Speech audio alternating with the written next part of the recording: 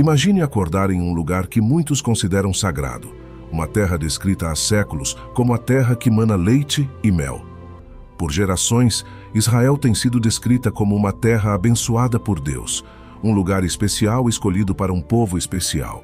Mas se você pudesse viajar no tempo e caminhar por aquelas colinas 2000 anos atrás, descobriria algo muito diferente da imagem que normalmente imaginamos. A realidade era muito mais dura.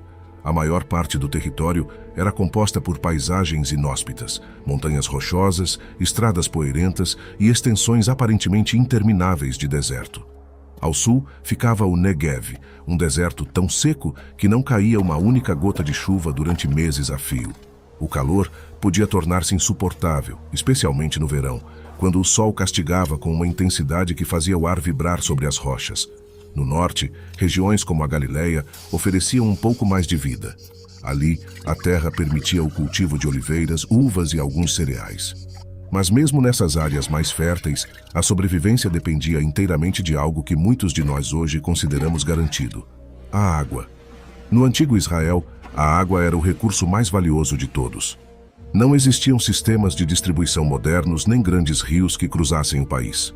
A chuva caía principalmente no inverno, e o resto do ano podia ser completamente seco. Por essa razão, todas as famílias dependiam de cisternas escavadas na rocha para coletar e armazenar água da chuva. Esses reservatórios eram, literalmente, a diferença entre a vida e a morte. Quando as chuvas eram abundantes, a comunidade respirava aliviada. Mas quando o inverno trouxe pouca água, o medo começou a se espalhar. As reservas poderiam se esgotar antes da próxima estação chuvosa, o que significava fome, doenças e, em muitos casos, morte. Por isso, os poços eram tratados como tesouros. O controle de uma fonte de água poderia garantir a sobrevivência de toda uma família ou até mesmo de uma aldeia inteira. Ao longo da história, disputas e conflitos surgiram em torno do acesso a essas fontes.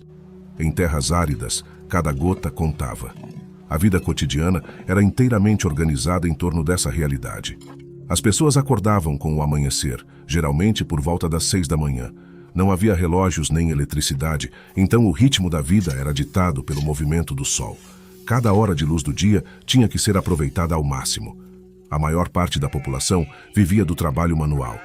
Alguns cultivavam pequenos campos de trigo ou cevada, outros criavam ovelhas e cabras nas colinas.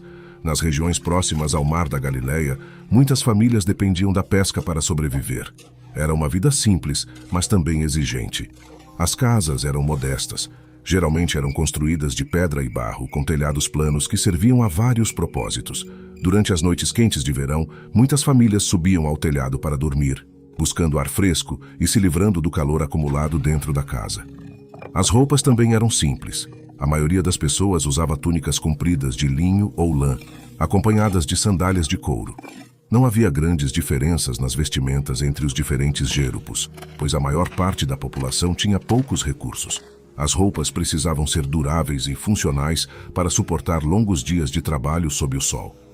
A comida também era escassa. O pão era o prato principal de quase todas as refeições.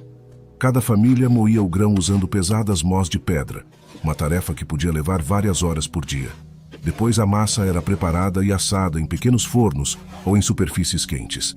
Carne era uma iguaria rara na mesa da maioria das pessoas. Para muitas famílias, era um luxo reservado para ocasiões especiais ou celebrações importantes.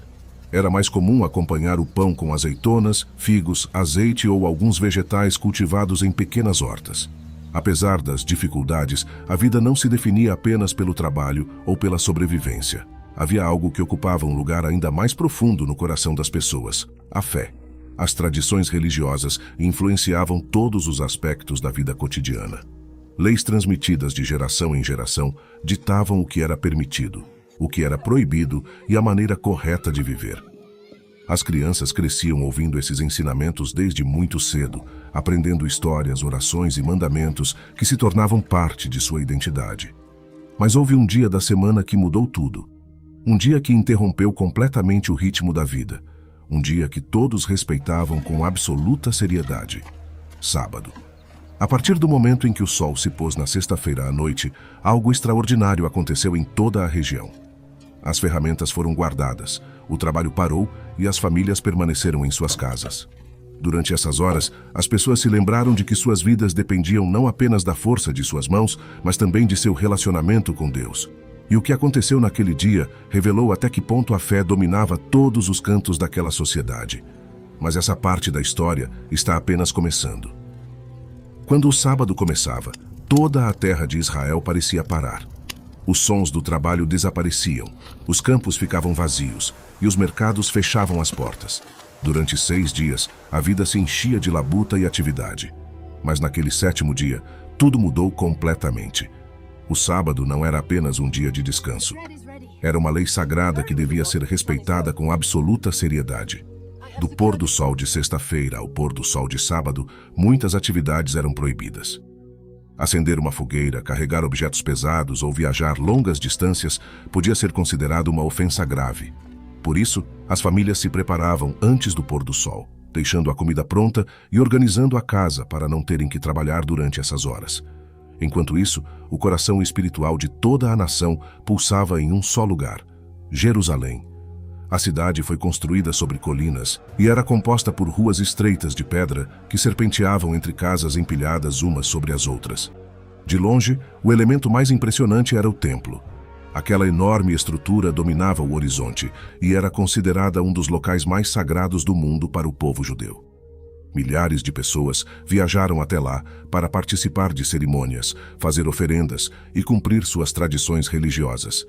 Os comerciantes falavam línguas diferentes ao negociar com os viajantes que atravessavam a região.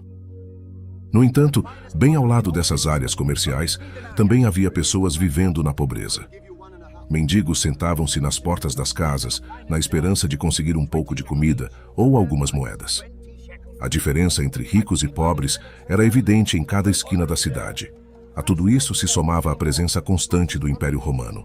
Soldados patrulhavam as ruas, vigiavam as estradas e lembravam ao povo que a terra estava sob domínio estrangeiro.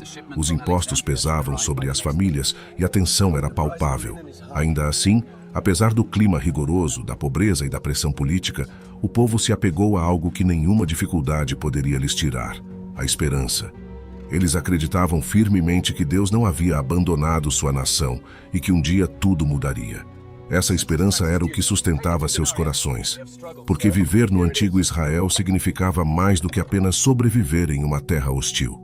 Significava acreditar que, mesmo em meio às provações, a história continuava sendo escrita.